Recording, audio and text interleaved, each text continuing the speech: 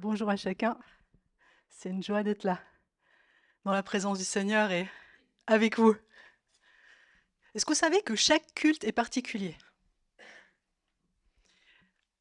Le dimanche venons avec l'expectative de ce que Dieu va faire. Parce que je peux vous dire que moi, je ne sais même pas ce qu'il va faire. On prépare une louange, on prépare un message, mais au final, on veut que le Saint-Esprit agisse. C'est bon, c'est nécessaire de préparer, de chercher la face de Dieu, de voir ce qu'il a à nous dire, mais on veut que le Saint-Esprit prenne toute la place. Parce que lui sait comment toucher nos cœurs. Lui sait comment nous rendre différents. On est rentré d'une façon, mais on veut ressortir différent. On veut ressortir plus près de lui. On veut ressortir plus à sa ressemblance encore. Vous savez, avec Dieu, il y a de la marge. Ne croyons jamais être arrivés. Et c'est bon, il y a de la marge. On peut avancer. On peut être toujours plus proche de lui, toujours plus à sa ressemblance. On peut comprendre des choses nouvelles ou plus profondes. Alléluia. Alors soyons dans l'expectative. Une bonne expectative, parce que ce que Dieu fait dans nos vies, c'est toujours bon. C'est toujours bon. Il a des cadeaux pour nous, chaque jour. J'invente rien, il est dit, ses bontés se renouvellent chaque matin. Il a des cadeaux préparés pour nous chaque matin. Vous savez que Dieu attend impatiemment qu'on se réveille le matin? Oui, il se réjouit qu'on se réveille et qu'on passe la journée avec lui. Nous avons été créés pour quoi? Pour l'adorer, pour le louer, pour être en communion avec lui. Et c'est son plaisir d'être avec nous. La plus grande catastrophe qui s'est produite, c'était au Jardin d'Éden. Dieu avait tout préparé, on va le voir après dans le message. Tout préparé pour nous, pour l'homme, pour la femme. Et on a tout cassé. Mais il ne s'est pas arrêté là, il avait déjà le plan. Et on va voir tout ça. Si vous vous souvenez, ceux qui étaient là dimanche passé, Sokol a terminé le culte en disant, en nous suggérant, de lire 1 Corinthiens 13. Je ne sais pas si vous avez fait vos devoirs, mais on va faire un cours de rattrapage, on va le lire. On va le lire ensemble, parce que c'est important. Vous savez, des fois, on se perd dans notre quotidien, dans nos soucis, dans notre petit tracas de rien du tout. Mais qu'il faut bien, voilà, on est bien sur Terre, c'est normal. Et des fois, il faut vraiment revenir à l'essentiel. Revenir à la base, solide. Alléluia. Et cette base, c'est 1 Corinthiens 13, les amis. C'est l'apôtre Paul qui a écrit ce chapitre, inspiré par le Saint-Esprit. Et j'aime comme il l'introduit. Il est en train de parler des dons spirituels et il y en a, et c'est bon, et c'est pour l'édification de l'Église, et c'est magnifique de vivre et utiliser les dons spirituels que Dieu nous donne. Mais si on lit le dernier verset du chapitre 12, verset 31, aspirez aux dons les meilleurs. Oui, on aspire. Mais Paul dit, je vais encore vous montrer une voie par excellence. Vous savez, l'excellence, il n'y a rien de mieux. Si c'est bon, ça peut être meilleur, ça peut être très bon, très très bon. Mais quand c'est excellent, il n'y a rien de plus. C'est le top des tops. Alors s'il y a une voie par excellence, si on veut être dans l'excellence, la voilà la voie, l'amour.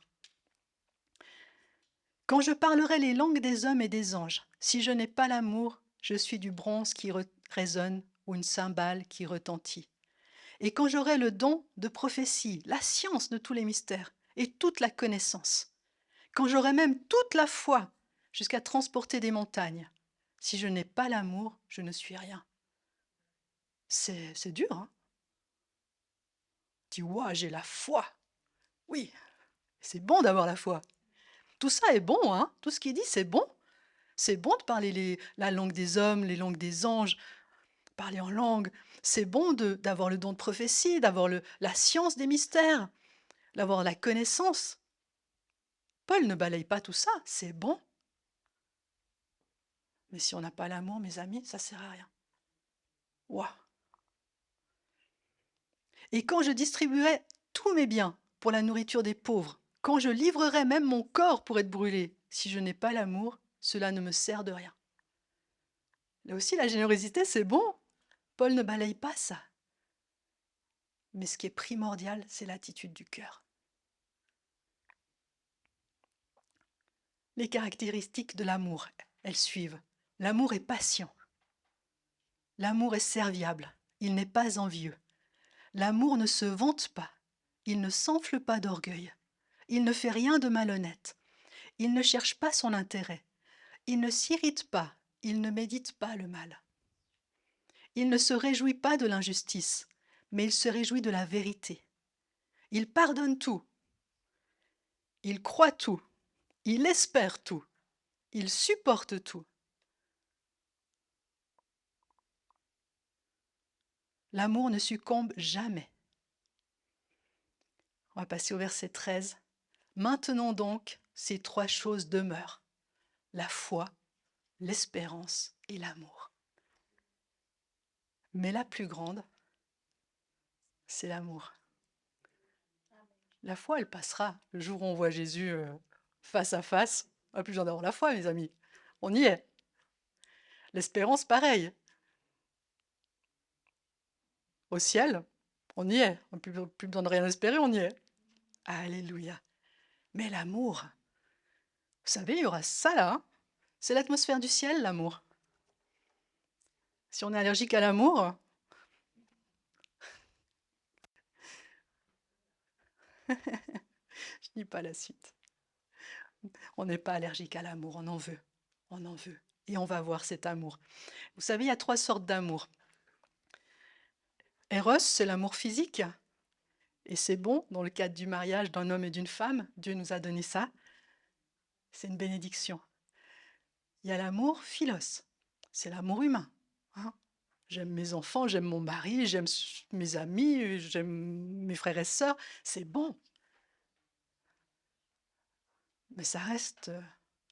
hein, j'ai un ami qui me fait un sale coup. Mon amour philos, il en prend un coup aussi. Cet amour-là, c'est agapé. Et ça, c'est l'amour divin. Et ça, c'est l'amour, on l'a lu, qui supporte tout, qui croit tout, qui ne succombe pas. Vous savez, on n'est pas niais quand on aime. Hein, on est fort. L'amour est fort. L'amour de Dieu est fort.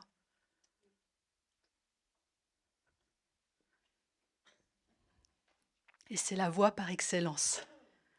Et c'est surtout la nature de Dieu, l'essence de Dieu. On ne peut pas enlever l'amour de Dieu. Ils ne sont pas dissociables. Dieu est amour. Il a tout créé par amour et dans l'amour. Et je réfléchissais ce matin, je disais, mais qu'est-ce que Dieu est bon? Comment je l'ai dit avant, tout ce qu'il a créé, c'était pour nous. Et c'est d'une précision. Il aurait fait que la Terre aille un petit peu plus vite. On serait tous collés par terre, là, en ce moment. Il aurait fait que la Terre tourne un petit peu moins vite. On serait en train de voltiger dans les airs. Il aurait fait que la Terre soit un petit peu plus éloignée du Soleil. Il ferait tellement froid qu'on ne pourrait pas survivre. Inversement, il ferait tellement chaud qu'on serait cuit. Non mais, vous imaginez la précision de la création de Dieu par amour pour nous? C'était les conditions parfaites pour que nous puissions nous épanouir. Et ça tourne depuis des années et des années et des années et des années. Il a créé les fruits. Il a créé les semences pour que voilà, tout se renouvelle, pour que ça, on puisse être nourri. Enfin, je dis, on pourrait s'arrêter là, puis on loue Dieu toute la journée. Par amour. Il n'y a pas un instant, il n'a pas pensé amour en créant ce qui allait nous être notre habitacle. Alléluia. Après, l'homme a fait ce qu'il en a fait. Mais Dieu ne s'est pas arrêté là. Quand on s'est retrouvé éloigné de lui, à nouveau, par amour, son plan était d'envoyer son Fils. On l'a chanté, quel sauveur merveilleux nous possédons. Quel sauveur merveilleux nous possédons. Par amour, il n'a pas hésité à aller sur la croix. Et vous savez, toute la Bible, de la première page à la dernière page, c'est une histoire d'amour. Genèse 1:1. Au commencement, Dieu. Dieu était là. L'amour était là. Dernière page, Apocalypse 22. Voici, je viens bientôt. Jésus est à nouveau là. Oui, Seigneur, viens bientôt. Et entre deux, Dieu est là tous les jours avec nous, par amour. Pour nous encourager, nous relever, nous faire du bien, nous protéger. On ne s'imagine même pas, chaque fois qu'il est là à prendre soin de nous, qu'on n'a même pas remarqué. Des fois on remarque, des fois pas. Il est dit, car Dieu a tant aimé le monde, dans Jean 3,16, qu'il a donné son Fils unique, Jésus, afin que quiconque, c'est qui quiconque? C'est qui quiconque? C'est toi et c'est moi. Afin que toi et moi, nous ne périssions pas, mais que nous ayons la vie éternelle. L'amour est concret. Il a tant aimé toi et moi qu'il a donné son Fils. Jean 3,16. Et j'aime dire qu'on connaît bien Jean 3,16. Et est-ce qu'on connaît bien 1 Jean 3,16? On va le lire ensemble. 1 Jean 3,16. Facile à retenir, Jean 3,16, 1 Jean 3,16. Voici comment nous avons connu l'amour. Christ a donné sa vie pour nous. On vient de le lire dans Jean 3,16. Nous aussi, nous devons donner notre vie pour les frères et sœurs. Wow! Nous aussi. Et est-ce que c'est facile? Non. Non. Pourquoi c'est pas facile? Parce que notre nature, elle est limitée. Notre nature humaine. Où c'est qu'on va puiser la force pour accéder à ce que Dieu nous demande? Parce que Dieu ne nous demande jamais rien que nous ne puissions accomplir. Christ a donné sa vie pour nous, nous aussi, nous devons donner notre vie pour les frères et sœurs. C'est quoi donner sa vie pour ses frères et sœurs? Je ne vais pas me jeter de la fenêtre pour vous. Non, je suis navrée, je ne vais pas le faire. Et Dieu ne me le demande pas. C'est peut-être prendre du temps pour un frère ou une sœur qui aura besoin. C'est peut-être prier pour un frère ou une sœur que j'ai vu qu'elle n'est pas bien. C'est peut-être amener un sac de commission à un frère ou une sœur qui a des fins de mois peut-être difficiles. Il y a plein de moyens de donner sa vie pour les frères et sœurs. Des moyens tout simples. C'est peut-être sourire, faire un gros câlin à un frère ou une sœur qui en a besoin. Nous devons être des canaux de l'amour de Dieu. Il nous a tellement aimés, on ne peut pas garder ça pour nous. Est-ce que j'ai vu Dieu face à face quand je me suis convertie? Non. Pourquoi je me suis convertie? Pourquoi un jour, peut-être vous pouvez dire la même chose que moi, pourquoi un jour vous avez dit, tiens, je donne ma vie à Christ? Moi, je n'ai pas vu Dieu. Il y en a qui ont une vision, oui, c'est bon. Moi, je ne l'ai pas vu. Je me suis approchée de Dieu parce que j'ai vu Dieu dans une amie que je côtoyais. Cette amie, dans son quotidien, dans le temps qu'on a pu passer ensemble, me démontrait qu'elle avait un Dieu que je ne connaissais pas, que je n'avais pas et que j'avais besoin. Et nous avons tous cette responsabilité, nous avons tous cette possibilité de montrer Dieu au monde. Oui, et c'est bon, c'est bon. Soyons des canaux d'amour autour de nous. Pas de souci. Soyez bénis. Et vous savez, c'est pas compliqué. Il faut aller chercher à la source. Romains 5,5 nous dit: l'amour de Dieu est déversé dans notre cœur par le Saint-Esprit qui nous a été donné. Le Saint-Esprit met cet amour dans notre cœur. Il a été dit, Jésus, alors là on écoute 2 fois plus, Jésus a dit: tu aimeras ton Dieu de tout ton cœur, de toute ton âme, de toutes tes forces, et ton prochain comme toi-même. C'est ça l'équilibre du chrétien. C'est ça la base du disciple. Hein? Le disciple, il doit faire quoi? C'est quoi les bases du disciple? Oh, 3 heures de prière chaque jour. Connaître les 10 commandements par cœur. Jeûne et prière 1 jour sur 2. Non, ça c'est des jougs qu'on se met ou que les autres veulent nous mettre dessus. Les bases du disciple. Tu aimeras ton Dieu, tu t'aimeras toi et tu aimeras ton prochain. L'équilibre de Dieu. Vous savez, l'évangile, il n'est pas compliqué. La religion, oui. La religion t'écrase. Il faut faire ci, il faut faire ça, il ne faut pas faire ci, il ne faut pas faire ça. Tu n'as pas assez fait. Est-ce que vraiment l'évangile de Christ, c'est pas ça? L'évangile, il est simple. Dieu nous a aimés, il a envoyé son Fils pour que nous soyons sauvés. Et il nous dit maintenant, aime-toi et aime ton prochain. Et je t'en donne même la force.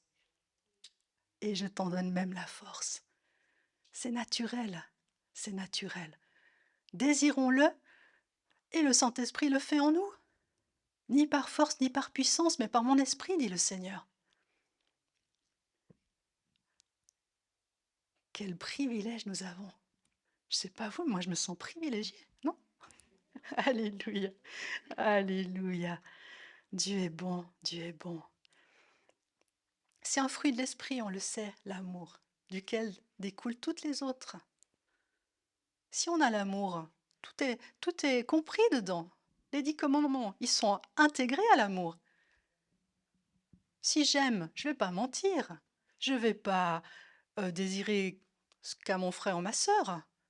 Je ne vais pas voler, je ne vais pas tuer. Je vais honorer mon père et ma mère si je les aime. Il n'y a même pas besoin de me dire honore ton père et ta mère, je les aime. C'est englobé dedans.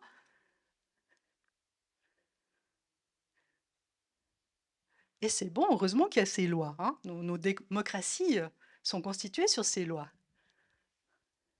Mais Jésus, il est venu pas pour abolir, mais pour accomplir. En lui, il reste 3 choses. Tu aimeras ton Dieu, tu t'aimeras et tu aimeras ton prochain. Et c'est ça la voie par excellence. Et vous savez, c'est comme ça qu'on est fort. Comme je l'ai dit, aimer, ce n'est pas une faiblesse. Quand Jésus a dit, aimez vos ennemis, bénissez ceux qui vous maudissent, priez pour ceux qui vous persécutent. C'était pourquoi? Pour qu'on soit bobet? Je suis navrée. C'était pas pour qu'on soit bobet, pour qu'on se fasse marcher sur les pieds. C'est parce que l'amour, la bénédiction et la prière pour ceux qui nous chicanent, c'est une force. C'est une force. On l'a lu avant. Il a été mené comme une brebis. On aurait dit qu'il ne pouvait rien faire. Mais c'était la force, la puissance la plus extraordinaire qu'il n'y ait jamais eu. La mort et la résurrection de Christ. Ça a bouleversé la terre entière. Ça a bouleversé l'humanité entière. L'amour, la puissance de l'amour. Et vous savez, en aimant ceux qui nous embêtent, on peut retourner une situation. On les ébranle. Pourquoi? Parce que c'est pas naturel, c'est pas normal. J'ai été persécutée longtemps au travail. Et par la grâce de Dieu, je disais non, allez, on y retourne. Faut y aller. Faut l'aimer, faut la bénir. Par la grâce de Dieu, vraiment. Et le temps est pour nous.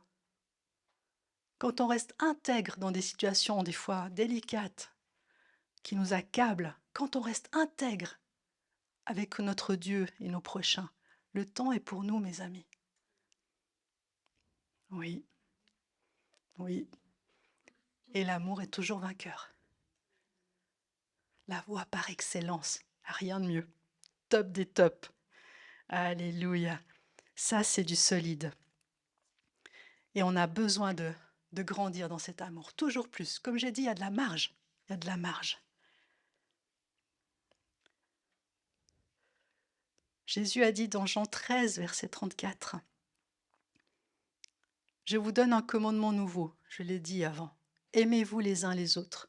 Comme je vous ai aimé, vous aussi aimez-vous les uns les autres. À ceci, tous reconnaîtront que vous êtes mes disciples, si vous avez de l'amour les uns pour les autres. » Cet amour, il doit être renouvelé, il doit être pétillant. C'est ça qui va toucher le monde. Soyons ces canaux d'amour. Il n'y a rien de nouveau sous le soleil ce matin, hein, mais si ça a été un petit peu plus profond dans nos cœurs, c'est gagné.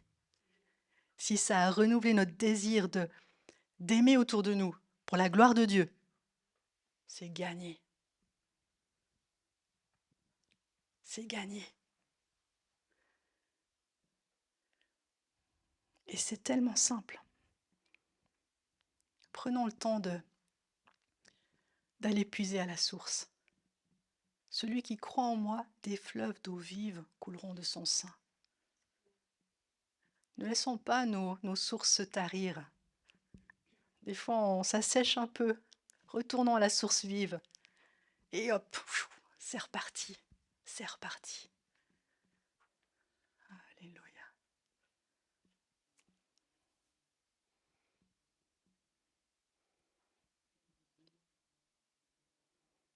Moi, je suis vraiment dans l'expectative de ce que Dieu va faire en chacun de nous. Ne limitons pas Dieu aux réunions, aux cultes, hein, à nos cultes personnels. Sortons avec notre Dieu fort, rempli d'amour.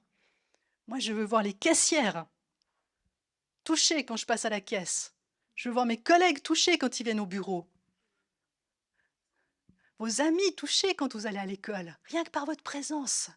Vous avez Jésus en vous. Ça change tout. Ça change tout. Le monde a besoin. Vous savez, des fois, on s'habitue à être dans la paix, à être dans la joie, à être bien, ensemble. Mais rappelons-nous d'où nous venons. Qu'est-ce que c'était sans Dieu? C'est ce que vivent les gens qui ne le connaissent pas encore. Donc une petite lueur d'amour quand on passe, ça change, ça a changé ma vie. Quand j'ai vu ma collègue pas collègue, une copine d'école, qui avait Jésus, ça a changé ma vie. Je dis, mais elle a quelque chose que j'ai pas. Et je suis sûre que quand on passe, les gens, ils doivent ressentir Jésus en nous. Ils doivent sentir son bon parfum.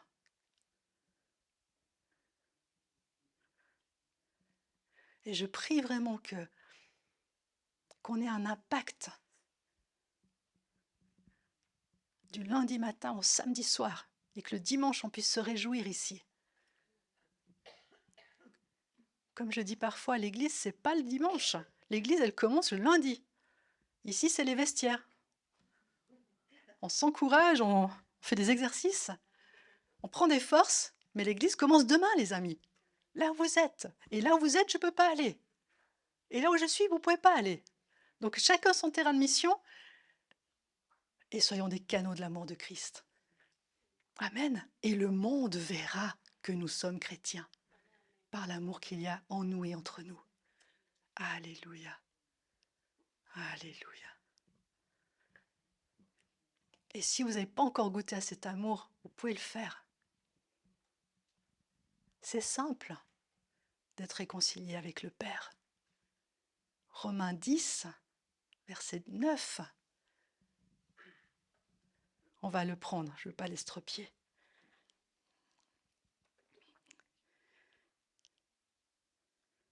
Si tu confesses de ta bouche le Seigneur Jésus, c'est simple, de ta bouche, prononce-le. C'est pas si tu penses dans ta tête, hein. C'est si tu confesses de ta bouche le Seigneur Jésus.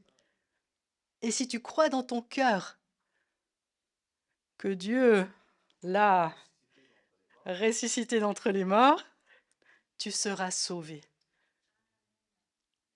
Confesse de ta bouche le Seigneur Jésus, crois dans ton cœur que Dieu l'a ressuscité d'entre les morts et tu seras sauvé. Et ce pas-là, on peut le faire où qu'on soit. Et une fois que ce pas est fait, la bonne nouvelle, c'est que tu es enfant de Dieu. C'est fait. On passe de créature de Dieu à fils ou fille de Dieu. Waouh! Et ça change la vie. Ça change la vie. Notre Père est bon. Notre Père a des projets merveilleux pour nous. Et quand on fait cette simple déclaration, cette simple prière, on passe des ténèbres, plus ou moins sombres selon qui on est, selon ce qu'on a vécu, à la lumière. Alléluia.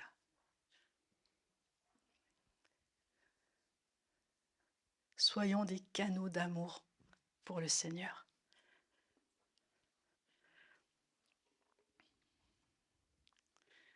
On va se prier pour terminer. Ou est-ce que quelqu'un aurait envie de prier dans ce sens, dans le sens du message?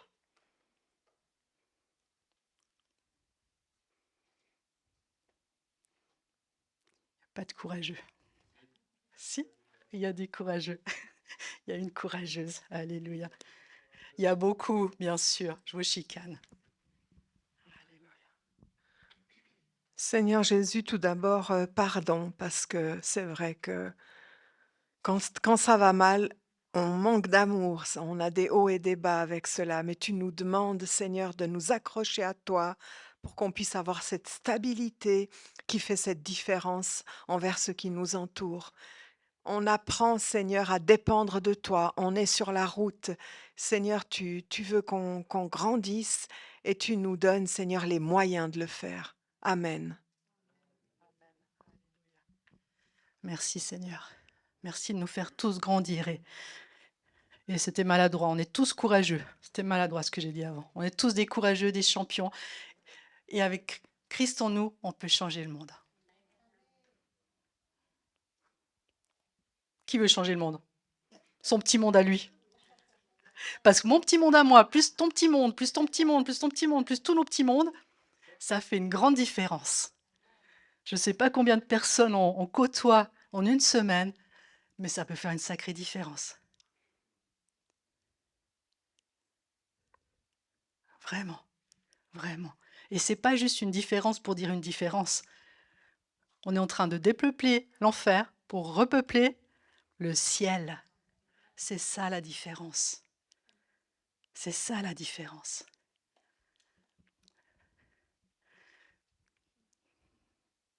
Et pas par nos forces. Moi, je suis une réservée. Je suis là, je ne sais pas pourquoi, mais parce que Dieu le veut, mais je suis une réservée. Je tremble quand il faut parler à quelqu'un, je vous assure. Donc pas par nos forces, mais par la force de celui qui est en nous. Amen. Alléluia. Alléluia. Et selon nos caractères, c'est ça qui est beau dans le royaume de Dieu. Nous sommes tous différents et c'est ça notre point commun. Nous sommes tous différents parce que Dieu a prévu que par nos différences, on allait toucher des multitudes.